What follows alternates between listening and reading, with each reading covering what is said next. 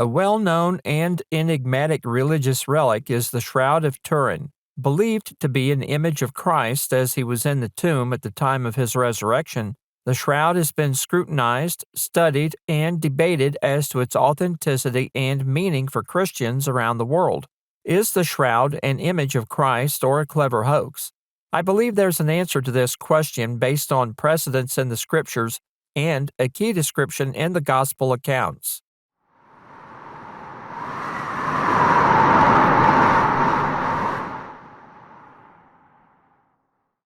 A statement I've heard over the years in regard to relics such as the Shroud of Turin, Ark of the Covenant, and Noah's Ark is if you have faith, you don't need the object, and if you have the object, you don't have faith. That makes a lot of sense if we understand it in context. Some might think this idea demands that we accept what the Bible has to say without question and without proof. On the other hand, some think that once an object, such as Noah's Ark or the Ark of the Covenant, is found, people will embrace the Bible and develop real faith. Neither of these ideas are accurate. First of all, Bible believers should never accept something without adequate proof or evidence to support what the Scriptures state. As a matter of fact, a study of biblical evidences provides ample verification of historical places and events recorded in the Scriptures that were once thought to be inaccurate or mythical. Internally, the Bible has a consistency and cohesiveness that extends through every part of the narrative. That alone is testimony of a singular influence delivering revelations recorded by over 40 writers covering a span of more than 1,000 years. Within that narrative are precedents that establish a principle regarding physical relics and, I believe, will clarify the nature and importance of things such as the Shroud of Turin. We have examples of these precedents in the writing of Moses. The most incredible display of God's power in the world had to be the events that took place during the time of Moses. The plagues brought on Egypt to gain the Hebrews' release, God's appearance at Sinai, and miracles in the wilderness during the 40-year wandering. The offspring of Abraham were witnesses of these spectacles, and so it stands to reason that they would later immortalize what they had experienced in various forms of artwork, as most cultures of the time did. But they didn't, and there's a reason why. Moses' farewell address in the book of Deuteronomy includes specific statements regarding physical representations of God or His work. He encouraged the people to remember what they had experienced. Only take heed to thyself, and keep thy soul diligently, lest thou forget the things which thine eyes have seen, and lest they depart from thy heart all the days of thy life, but teach them thy sons and thy sons' sons, especially the day that thou stoodest before the Lord thy God in Horeb, in Deuteronomy 4:9-10. Moses continues and clarifies what they are not to do by way of remembrance. Take ye therefore good heed unto yourselves, for ye saw no manner of similitude on the day that the Lord spake unto you in Horeb out of the midst of the fire, lest ye corrupt yourselves, and make you a graven image, the similitude of any figure in Deuteronomy 4:15-16. The list continues as Moses speaks to the people, and the 10 Commandments themselves condemn making graven images that could become objects of worship.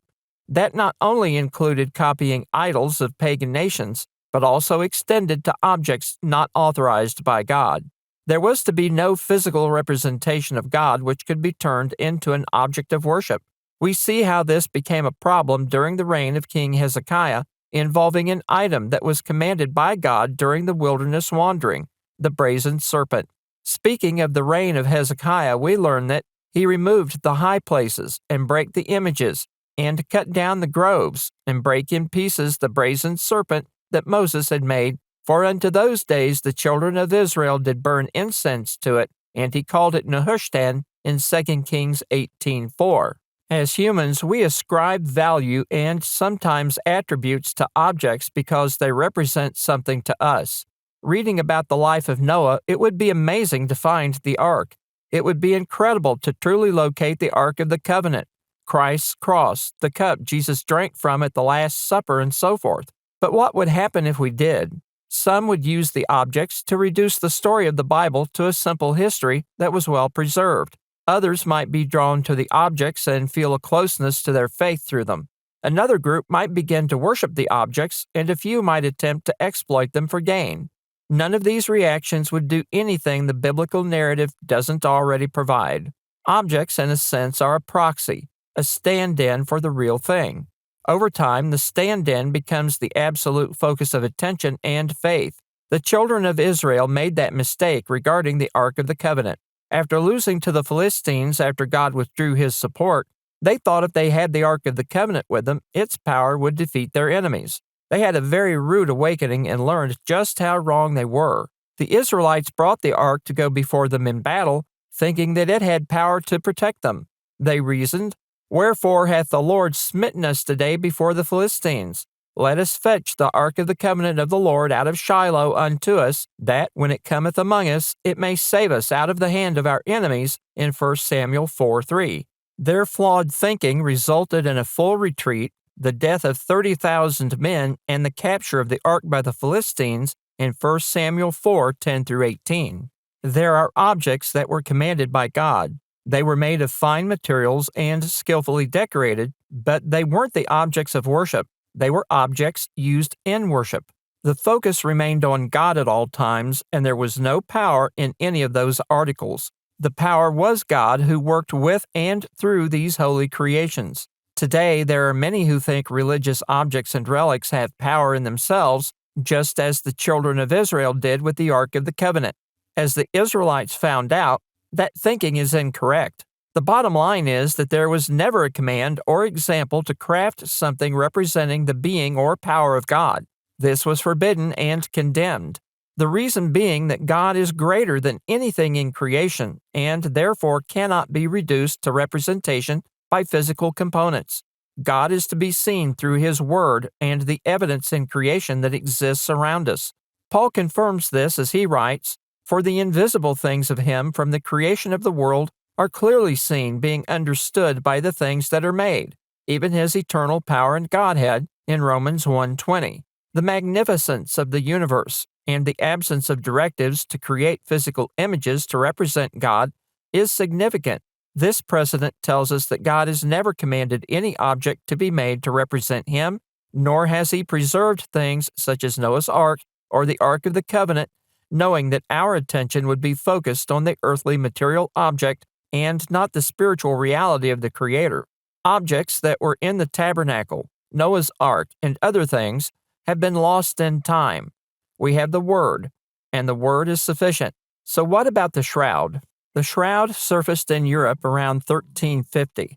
Over the years, it's been guarded, protected from examination, and rarely viewed until recently. Carbon dating attempts have been contradictory. Samples of material from the shroud have been tested for nuclear and mitochondrial DNA. Fibers of the shroud have been tested and believed to be authentic, dating to the 1st century AD. The image of the body in the shroud bears attributes and characteristics of a man who has been tortured and executed by means of crucifixion. In the late 1990s, radiocarbon dating determined the shroud was indeed from the 14th century, a time historically notorious for holy relics being manufactured. The appearance of the shroud, even at that time, was regarded as a clever fake and dismissed. Over the years, interest in the shroud has grown and been promoted by some, while others remain skeptical about it. The complexity of the image on the shroud and how it got there are unknown, which seems to verify that something miraculous took place. The fact that we don't know how the image on the shroud was created isn't proof or evidence of its authenticity. We don't know how the Egyptians built the pyramids. We don't know how Stonehenge was constructed, and there are other marvels around the world that defy explanation. Not knowing how something was done, to me, doesn't provide evidence of divine activity. It simply indicates that someone had more skill and ability in areas we don't know about. One example of that is the massive rock garden in Homestead, Florida, which, the builder claims, was constructed using the secrets of the ancient Egyptians.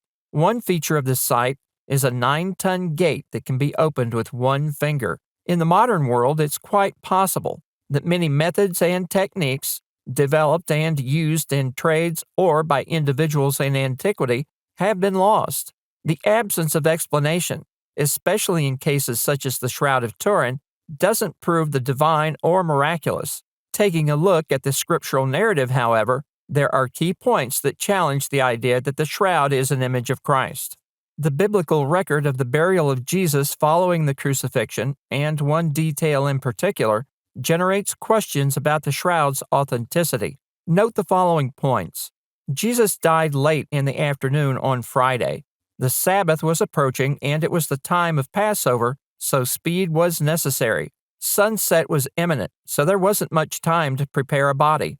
Permission to take the body had to be secured first, and that took time. By the time Joseph, Nicodemus, and those with them were able to get Jesus' body and transport it to the tomb, which probably wasn't far from Golgotha, there wouldn't have been time to do a traditional preparation.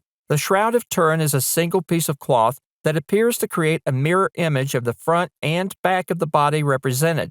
The Gospel accounts appear to give a different description of the immediate treatment of the body.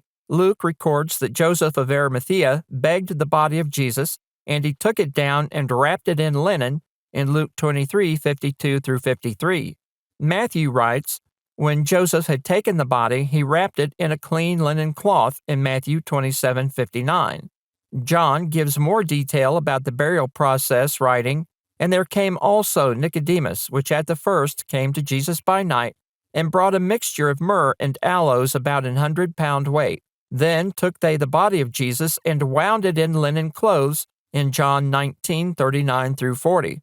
Mark describes the burial and Joseph's actions, stating, he bought fine linen and took him down and wrapped him in the linen in Mark 15:46. The Shroud of Turin appears to be a rectangular cloth upon which the body was placed, then folded over the front of the body, thus capturing images of the front and back aspects. The scriptural descriptions seem to differ slightly. For Matthew and Luke's account, fine linen was the cloth that was used to cover Jesus' body. No specific method of doing this is provided, but John states the cloth was wound around the body, which makes sense. Mark's account seems to agree with this, as he states Jesus was wrapped in the linen. The burial process had to be rapid. Linen cloth was secured to wrap the body. Whether this was done at the crucifixion site or the tomb isn't specified, but the impression seems to be a lateral wrap or winding around Jesus' body. The idea that a cloth was laid out in the tomb, the body laid on it, and then the cloth pulled down to cover the entire body doesn't seem to fit what the scriptures have to say, and there's an additional detail that may eliminate the Shroud of Turin as authentic. More specific detail of how the body had been prepared with the linen cloth doesn't emerge until the first day of the week when Peter and John run to the tomb, having heard of the resurrection. John writes, and he stooping down and looking in saw the linen clothes lying, yet went he not in. Then cometh Simon Peter following him, and went into the sepulchre, and seeth the linen clothes lie, and the napkin that was about his head, not lying with the linen clothes, but wrapped together in a place by itself, in John 20:5-7. Take note of this passage. There are significant details that I believe disqualifies the Shroud of Turin as Jesus' burial cover. First, John indicates that the cloth wrapping Jesus' body was not a single piece. He refers to the linen clothes. Apparently, this wasn't a single wrap, but was made up of 2 or more pieces of cloth. A compelling detail is noted by John, the disciple who entered the tomb first, who saw the cloths that had covered the body, but he also saw the napkin that was about his head, not lying with the linen clothes, but wrapped together in a place by itself. If we take these descriptions of how the body was prepared, we find that late in the day, with sunset approaching, Joseph, Nicodemus, and those helping them were given Jesus' body. They quickly wrapped it in linen cloth purchased for the occasion, winding it around the body laterally. The body is then placed in the tomb, and the final cloth, described as a napkin in the King James Version, or handkerchief in the New King James Version, or face cloth in the American Standard Bible and the English Standard Version, is then placed over his face. With this description, we have Jesus' body wound in multiple cloths of linen with a separate cloth laid over his face. If you had a short time to prepare a body, this would fit those conditions. A quick wrapping of the body, cover the face, and apply some spices with the intent to come back after the Sabbath to finish the job. The Shroud of Turin is a masterful accomplishment preserving an accurate depiction of a crucifixion victim in cloth. The methods of achieving this, while being unknown to us, are obviously complex and lost to time. Could the shroud be the actual burial cloth of someone who was crucified? That's possible, but based on the descriptions in the gospel accounts, it's not Jesus. No other physical object has been preserved by God in order for us to verify the written accounts found in the Scriptures. The Bible can be validated by both internal and external evidences and has stood the test of time. Its consistency from beginning to end, shared symbolism, and overall continuity of message speaks to a common source that revealed, inspired, and preserves the message. We don't need Noah's Ark to believe in a worldwide flood. The Ark of the Covenant isn't necessary for us to accept the divine origin of the law of Moses, and we don't need the Shroud of Turin to verify the resurrection of Christ. If the shroud was authentic, it would stand out as the only object of its kind preserved by God and would violate the precedents the Lord reveals in the Scriptures. Jesus was crucified, buried, and rose on the third day, the first day of the week. The event is recorded and verified in Scripture, and as such, the textual record is the evidence and proof.